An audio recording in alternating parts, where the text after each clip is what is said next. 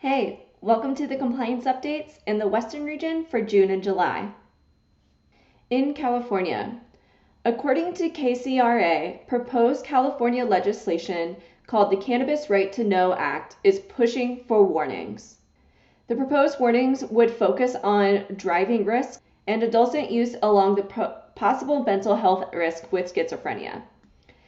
One proposed warning says don't use cannabis if pregnant or breastfeeding, pointing out the potential for low birth weight. Others warn against buying illegal sold cannabis as it could contain unsafe additives or harmful contaminants. The legislation would require the warnings to cover at least 1/3 of the front or principal face of the cannabis packaging. The label would need to be bright yellow, use a large type size, and include a picture or other graphic element. Yikes. Not something I think we need, but very common with packaging and labeling changes. In Colorado, we saw close to, I want to say, 4 different packaging and labeling changes the first 4 years of adult use. So I feel like packaging and labeling is always changing, unfortunately, which is a huge labor cost to operators. So from the DCC, the Department of Cannabis Control, DCC, is providing notice to the public of its intent to adopt regulations to implement and make specific Business and Professional Code Section 26100, subsection F2, pertaining to the establishment of a standard cannabinoid test method, including standardized operating procedures that shall be utilized by all licensed testing laboratories in California through the proposed regulations. The DCC aims to ensure all licensed laboratories are using the same standardized cannabinoid test methods, which would ensure consumers receive accurate and consistent information regarding the cannabinoid content of the cannabis and cannabis products that they use and consume. Yeah, this is a pretty big deal, and I can't believe that it took us this long to get to the standardized test for California. So making good strides. I'm glad this is happening, but very long overdue. Another notice out of DCC. All right, so another notice from the DCC. Notice of proposed rulemaking to adopt regulations for large cultivation licenses and conversion to large and medium licenses. The Department of Cannabis Control, DCC, is providing notice to the public of its intent to adopt regulations to implement, interpret, and make specific requirements for obtaining a large cultivation license under MRCURSA.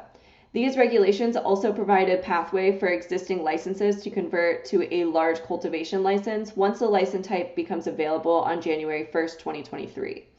Additionally, the regulations provide a pathway for existing license to convert to medium cultivation licenses once the limitation of the number of such licenses that may be held by the same owner expires on January 1st, 2023. So this was actually a really big problem in California. Some municipalities had a cap on how many square footage you could have within your canopy space, up to 10,000 square feet. And so some of these plots of lands where they had 60, 70,000 square feet of canopy, they actually purchased multiple licenses and stacked their licenses on one plot of land. But the problem that happened with all of this is in California, you always have to use a distributor to transfer between your different licenses. So even if you were a cultivator, you didn't have a distribution license, you maybe had a nursery with all of these plants that you were in vegetative, you were growing, they weren't flowering yet, and then you needed to transfer them into the canopy space. Well, if those other licenses weren't tied to that nursery, then you had no way to be able to transfer that unless if you used a distributor to transfer between those licenses. It was a mind-boggling headache. So they did put into MRCURSA that starting 2023 that they would allow for this new license type for these large-scale licenses for the cultivation space. A lot of people in California are very concerned about like big ag and big pharma coming in and getting these really big plots of lands and just undercutting the market. But the situation here for the smaller farms that maybe have these stacked license with these 10,000 square feet canopy, really great news for them that they can convert and can make everything under one license and not have to have the hassle of all of them having stacked licenses. All right, and so another update. This one I'm actually showing you an email from ProCanna, a compliance software tool that I am on the advisory board for and extremely helpful. I love this software so much. So ProCanna's email is from DCC, but the notice of proposed rulemaking to adopt regulations for cannabis license fee waivers and deferrals. The DCC is providing notice to the public of its intent to permanently adopt its emergency regulations to provide license fee waivers and to implement fee deferrals under the department's equity fee relief program. Senate Bill 166 required DCC to develop and implement a program to provide waivers for cannabis licensing fees, with at least 60% of the total amount of fee waivers allocated to fee waivers for local equity applicants and licenses. The Cannabis Equity Waiver Program is designed to assist commercial cannabis license applicants and licensees who have been harmed by the war on drugs. All right, another one out of DCC. So this is discussing the drought that is happening in California and requesting disaster relief.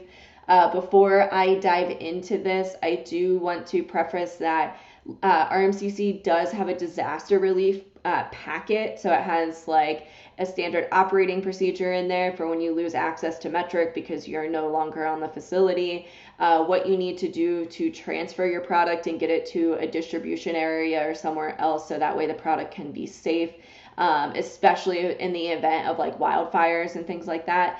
And also a communication template in there. So if you're interested in that disaster relief packet, please reach out to info@rmcc.io and we'll get you set up with that packet. I want to say it's like 15 pages in length. So, but DCC is talking about the drought specifically. So let's dive right on into this. As California's drought continues to worsen, the DCC is encouraging cannabis licenses impacted by drought, including cultivators who are seeking to conserve water, to request disaster relief. State and local agencies across California are already working to promote water conservation, including, for example, programs in certain local jurisdictions in which cultivators may conserve water by fallowing their crops. If relief from DCC licenses requirements would make it economically feasible to participate in local fallowing programs, it would otherwise support California's water conservation efforts. DCC encourages licenses to request disaster relief. Disaster relief may be offered to licenses who are unable to comply with DCC licensing requirements due to a disaster such as an ongoing statewide drought emergency.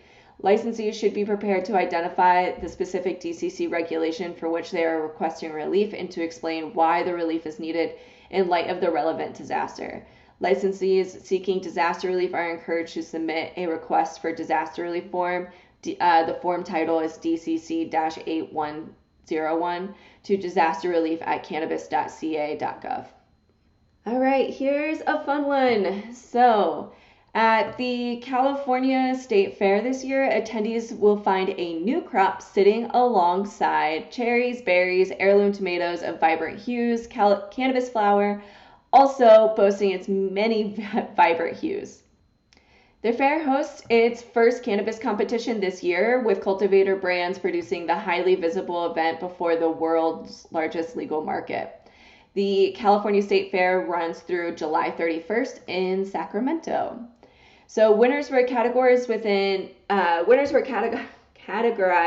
within indoor, outdoor, and mixed light environments, and from there the competition broke down the different cannabis flower entries into various chemical constituents. Green Shock Farms, for instance, won the gold award for its outdoor Asamine dominant cultivar, Passion Orange Guava.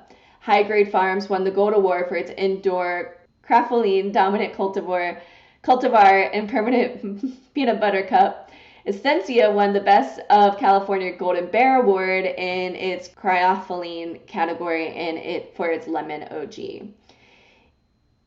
Each entrant was tested by SC Labs, which produced a detailed chemometric report for the flower. SC Labs launched its terpene testing in 2013, according to co-founder Alex Dickton. Since then, the team was honored the process over hundreds of thousands of tests across California and Oregon. Entrants into the California State Fair competition provided their cannabis flower to the event producers, which was later slotted into specific categories by SC Labs testing data. In the future, however, Dixon says he hopes to see entrants identify which terpene or cannabinoid category they would like to pursue up front. This may have had effect for encouraging more specific terpene-based breeding plans. A grower may spend a season dialing in a pinene-dominant cultivar, not only for the prestige of the Golden Bears, but also the subtly shifting demand trends in the California market, perhaps.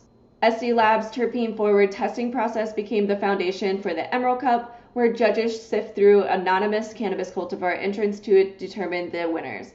Now the state of California and cultivator brands are picking up the plan for the competition at the fairgrounds. Most of the awards at the California State Fair are terpene-based, along with several that involve cannabinoids. This is one way, Dixon says, to provide a counterpoint narrative to the tremendous demand for high THC cannabis flower across California and most other markets, which I definitely agree with. By centering the terpene profile, business teams and customers may glean a more nuanced understanding of what separates one cultivar from another, both in the field or the grow room and on the shelves. Generally speaking, the West Coast cannabis market have lately favored dessert strains, Dixon says, referring to the gelato family of cultivars, wedding cake crosses, and other sweet-leaning varieties. Given that events like the State Fair competition still garner a lot of entries from the corner of the cannabis market. And yet, the terpene-forward classification led to a broader spectrum of cultivators in the spotlight. With regard to terpene content in general, all State Fair winners came in above market averages. According to Dixon, he says that the average terpene content across the samples SC Labs has tested over the years is around 1.4%. The potential, he points out, is around 3 to 5.5% total terpene content, which is pretty cool. In this competition, winning cultivators clocked in at around 3 to 4.5% total terpene content. Two terpenes stood out as particularly notable to Dixon, pinene and ocimene. These aren't often seen on dispensary shelves, at least in notable concentrations, but they were both represented at the State Fair. In all of SC Labs testing data, pinene dominance represents about 3% of all cultivators in the market. Ocimene dominance is around 1% of the market. Dixon says it was refreshing to see contending cultivators in those categories, like Tropical Sleigh Ride from Green Shock Farms, Motorhead from Harborside, and Mendo Crumble from Silver Dragon Cannabis, leading some visibility to other lesser-known terpenes. Terpenoline is another category that Dixon cites as an exciting place to look in cannabis breed for terpene content.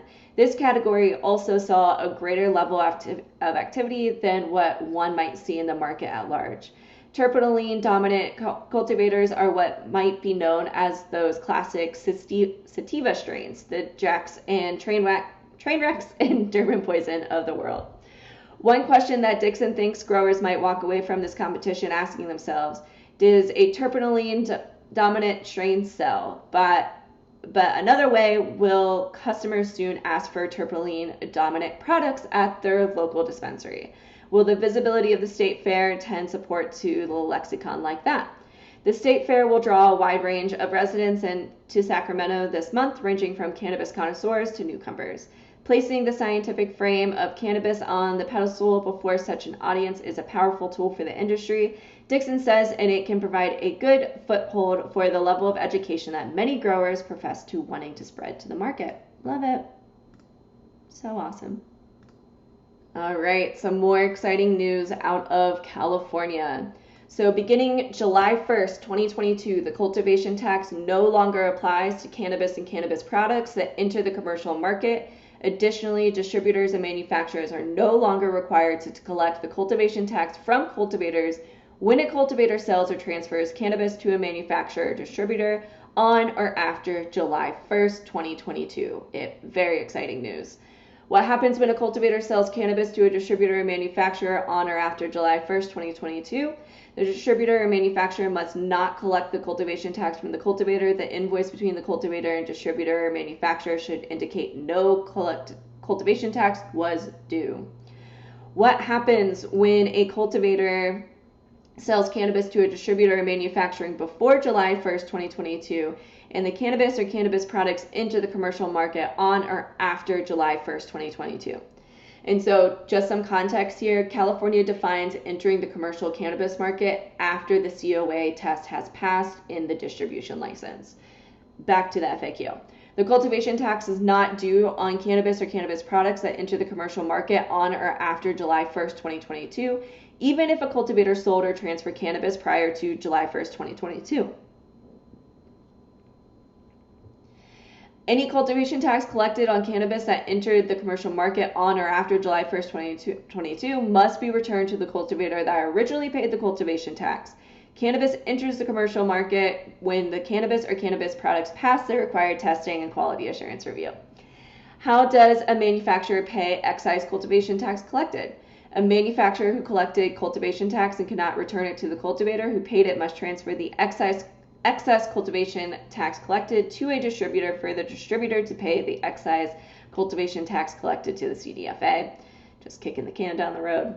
How does a distributor pay excise cultivation tax? A distributor must pay excise cultivation tax collected to CDTFA by reporting and paying the excise cultivation tax collected on their next cannabis tax return. We encourage you to read our online tax guide for cannabis businesses at cdtfa.ca.gov/industry/industry.htm for more information about the upcoming changes. Exciting stuff. Good thing for the cultivators. Hopefully they can still get the same price per pound with that cultivation included and they don't get undercutted there, but we'll see. All right, 2 more updates out of California. So again, from the DCC is providing notice of its modification to the proposed rulemaking to permanently adopt consolidated medical and adult use commercial cannabis activity regulations. Notice of modifications of proposed text for consolidated medical and adult use commercial cannabis activity regulations. DCC is providing notice to the public of modifications to the proposed regulatory action to adopt consolidated medical and adult use commercial cannabis activity regulations. These modifications provide changes to the text of regulations previously noticed to the public on March 4th, 2022. The purpose of these regulations is to make permanent the emergency rules DCC adopted on September 27, 2021 and March 28, 2022, following the consolidation of the 3 original cannabis licensing authorities into the new DCC. This rulemaking action would consolidate, clarify, and make consistent licensing and enforcement criteria for commercial cannabis businesses, including cultivators, manufacturing, distributors, retailers, microbusinesses, testing laboratories, and temporary cannabis events, in addition to other regulatory changes. The DCC is currently accepting comments on the modifications to the proposed text of the regulations. Any interested person or the interested person's authorized representative may submit written comments relevant to the proposed regulatory action to the DCC. Please limit your comments to the modifications to the text. All comments must be received by 5 p.m. on July 22nd, 2022.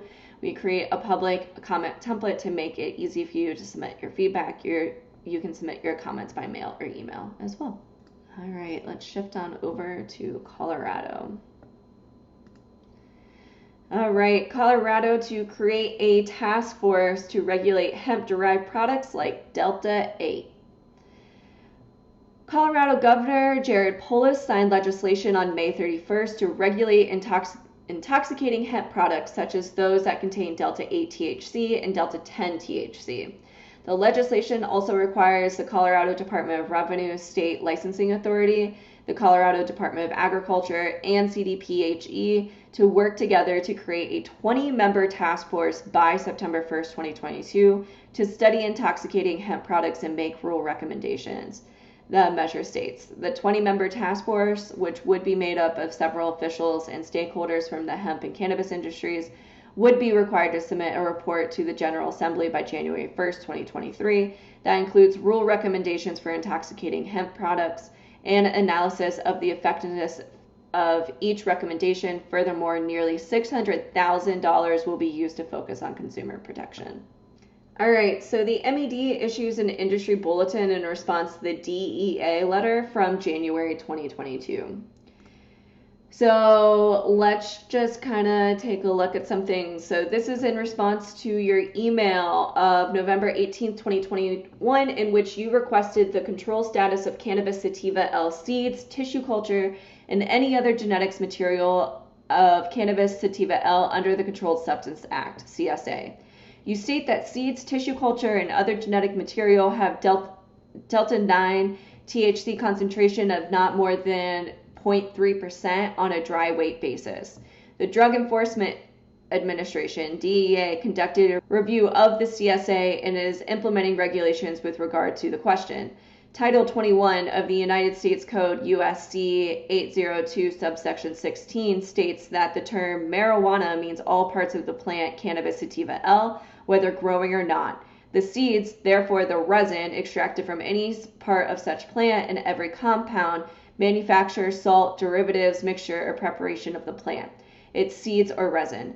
Such terms does not include the mature stalk of such plant, fiber produced from such stalks, oil or cake made from the seeds of such plant, and any compounds, manufacture, salt, derivatives, mixture, or preparation of such mature stalks, except the resin extracted therefrom, fiber, oil, or cake, or the sterilized seed of such plant which is incapable of germination. The CSA excludes from the definition hemp from 21 USC 802 subsection 16BI. The term hemp is the plant Cannabis sativa L, and any part of the plant, including the seeds, therefore, and all derivatives, extracts, cannabinoids, isomers, acids, salts, and salts of isomers, whether growing or not, with a delta 9 tetrahedral cannabinol concentration of not more than 0.3% on a dry weight basis. 7 USC 1639 subsection O, accordingly, marijuana seeds that have a delta 9 THC concentration of not more than 0.3% of a dry weight basis meets the definition of hemp and thus is not controlled under the CSA. Conversely, marijuana seeds having a delta 9 THC concentration more than a 0.3% on a dry weight basis is controlled in Schedule 1 under the CSA as marijuana. Likewise, other material that is derived or extracted from the cannabis plant, such as tissue culture and any other genetic material that is a delta 9 THC concentration of not more than 0.3% on a dry weight basis, meets the definition of hemp and thus is not controlled under the CSA. Conversely, tissue culture and any other genetic material derived or extracted from the cannabis plant having a delta 9 THC concentration more than 0.3% on a dry weight basis is controlled in Schedule 1 under the CSA as marijuana. So this was nuts. The DEA pretty much said that seeds from cannabis plants, cannabis specifically defined as cannabis, not hemp, they're not going to regulate, and that you could essentially ship across state lines, which was a direct conflict against, obviously, the Controlled Substance Act and against state regulatory frameworks. So this has been really interesting. I've had plenty of clients reach out and ask about this. I pretty much just tell them, don't do it. It's still against the CSA. So go at your own risk, but very interesting developments happening. All right, the MED issues a social equity FAQ resource for prospective licenses. So this resource is to assist social equity licenses understand more about Colorado's regulated marijuana licensing process. Please use the following table of contents to navigate through the resource. Please be aware that the information contained in this FAQ resource does not represent legal advice or replace a licensee's responsibility to read, understand, or maintain compliance with all relevant statutes and rules, which is great. I'm glad that they released this FAQ. It's been super confusing, especially around the delivery permits, not the delivery licenses here in Colorado. I really think they overcomplicated that entire situation, but it's been a bit challenging for social equity folks to obtain a license or receive a permit and to be able to be an operator here in Colorado. Okay, and Colorado flags pre-rolls over mold yeast contamination. So the Colorado Department of Revenue, DOR, in conjunction with the Colorado Department of Public Health and Environment, CDPHE, issued a health and safety advisory due to the identification of potential unsafe levels of yeast and mold contamination on pre-rolled marijuana produced by Dune Valley Farms. Through an investigation, the DOR has identified pre-rolled marijuana that was untested and in certain cases were confirmed to contain levels of contaminants above the acceptable limits of yeast and mold. Yeast and mold. The contaminated product was sold to consumers from the harvest batches listed here within this article. And consumers who have these affected pre-rolls in their possession should destroy them or return them to the retail marijuana store from which they were produced for proper disposal. Consumers who experience adverse health events from consuming the product should seek medical attention immediately and report the event to the Marijuana Enforcement Division by submitting a MAD reporting form. All affected marijuana has a label affixed to the container that at minimum indicates the license number of the regulated marijuana business that cultivated the marijuana and the harvest batch number assigned to the marijuana. So, yeah, this is pretty unfortunate, and a lot of our recalls and adverse events that are happening are due to, in my opinion, the process validation slash reduced testing workflow. So for individuals who aren't aware of this workflow, essentially Colorado has a testing requirement that if you pass every single harvest batch within a 6 to 12 week period, then you're process validated for like contaminants, mold and yeast, water content, things along that nature. And so once when you're process validated, you do not have to test every single batch. You only have to test one batch a month to maintain that process validation. New for 2022, they updated that naming convention from process validation to reduced testing. But it's a fucking nightmare. One, it's hard to achieve because really we don't have that much consistency within a biological plant that has different environmental needs and from strain to strain and may not act the same strain to strain. And so I personally absolutely hate that Colorado does this. I think they should just nix the reduced testing slash process validation in general, because in my opinion, we're having a lot more recalls happen because not everything's getting tested. It goes on the shelf, people get sick, they have an adverse event. The next thing you know, you have the Department of Health in your facility pulling samples and realizing everything that's sitting on the shelf is moldy. So, not fun. And to just kind of piggyback off of this, we're implementing new potency requirements and aspergillus requirements. So on November 10th, 2021, the state licensing authority adopted Colorado Marijuana Rules 212-3, which require aspergillus testing and expanded potency testing, including Delta 8 THC, Delta 10 THC, and Exo THC, effective July 1st, 2022. The new analytes will be added to existing test categories in metric, and no changes to procedures for submitting test batches in metric are expected.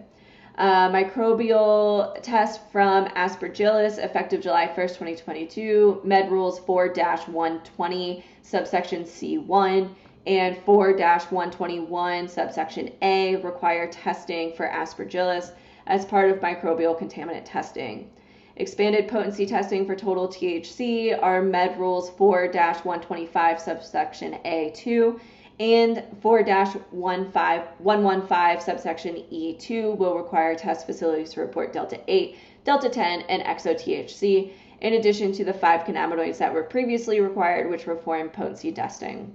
And then just a note here, THC and THCA will not be referred to as Delta 8 THC and Delta 9 THCA, respectively. When entering potency constituents in metric, regulated marijuana businesses should ensure their procedures for calculating and labeling total THC accurately reflect the current definition in MAD Rule 1-115.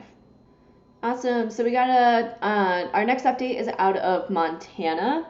So high level, the packaging and labeling application is now available on the transaction portal. To be compliant with the new packaging and labeling requirements, all licensees must submit the packaging and labeling application for review by the Cannabis Control Division, CCD, by August 1st, 2022.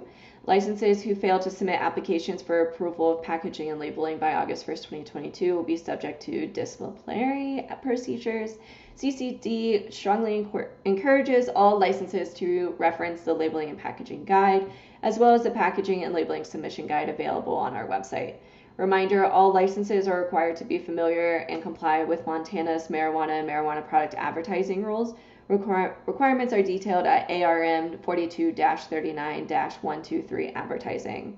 And pursuant to ARM 42.39.102 subsection 2, general licensee requirements, licensees are responsible for ensuring the department has their current and working email address on file to receive department correspondence. failure to respond to certain department correspondence, such as deficiency letters and notices of proposed department action, could result in disciplinary action. Yikes. All right, next one is out of Oregon. So Oregon will outlaw all Delta-8 THC products by Friday, and this was in late June when this was released, so the first week of July, which is really interesting because in this same update we were just talking about Colorado and everything that they're doing in Colorado to regulate Delta-8 and other cannabinoids. Starting this Friday, July 1st, all Oregon businesses, including gas stations and grocery stores, will be prohibited from selling any and all artificially derived cannabinoids. That means not just heavy hitters like Delta-8 and THCO, but non-psychoactive compounds like CBN as well.